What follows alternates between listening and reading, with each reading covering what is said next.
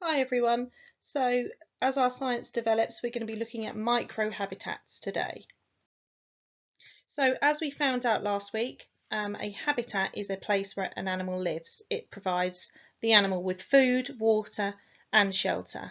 There are lots of different ones across our world, from extreme as the Antarctic, with ice and snow and cold waters, to deserts. Okay, we looked at local habitats last week, so you looked at ones that were close to you, and we're going to look even smaller today. So a microhabitat is a very small part of a habitat. It could be a clump of grass or a space between rocks. It's a habitat where you would find extremely small creatures like woodlice. It has its own temperature and light and its own creatures. It could be a place such as the shady area under a tree or underneath a rock in a stream. So we're talking about very small places. An example of one would be a fallen log. Now, it's dark and it's cool, and lots of mini beasts like to live there because they can eat the rotting wood, they can keep moist in the dark inside and burrow out of the sun, so they don't like to be in the sun. They are also safe from birds that want to eat them. So in this microhabitat, you might find the creatures that are listed there: beetles, centipedes, wasps and woodlice. Another example is leaf litter. Leaf litter are fallen leaves, leaves that you would find on the floor.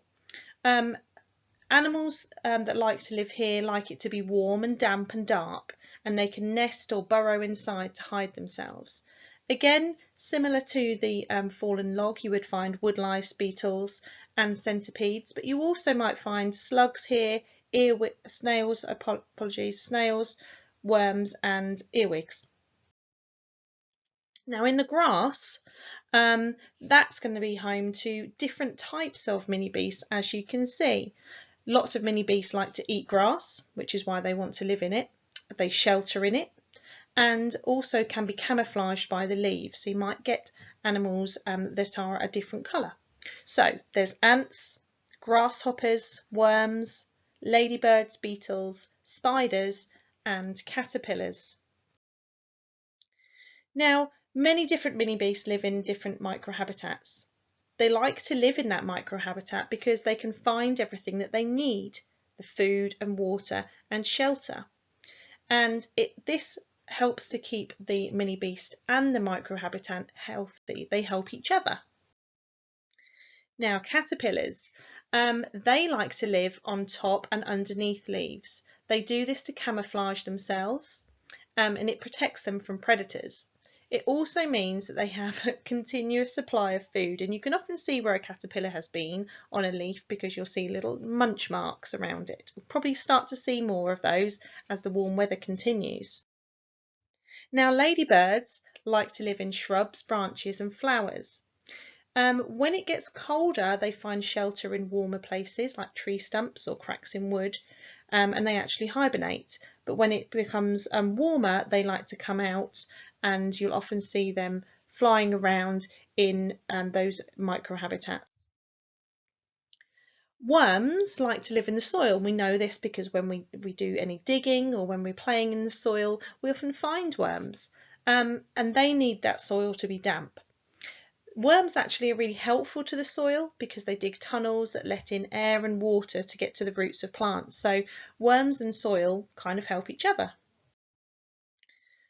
Bumblebees, they get their food, as we know, from flowers, from the nectar that is found in flowers. And because of this, bumblebees like to live where there are lots of flowers.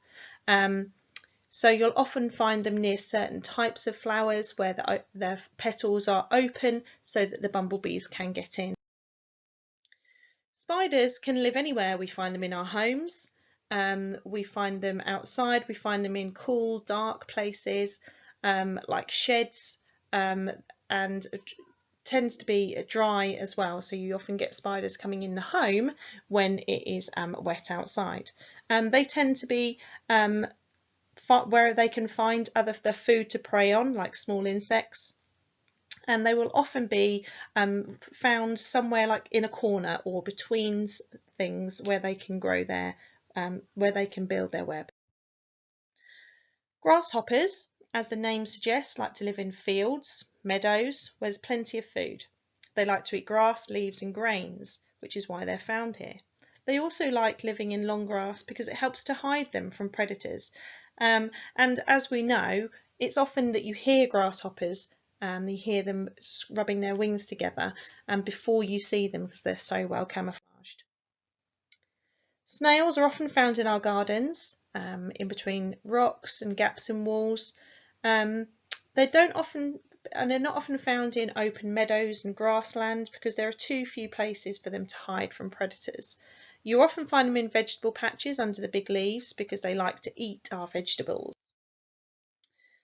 Butterflies, again, similar to bees, they like to be where there are flowering plants because they also feed on nectar. You often find them in our gardens, wildflower patches and woodland, and they're often found on sunny spots. They like the sun.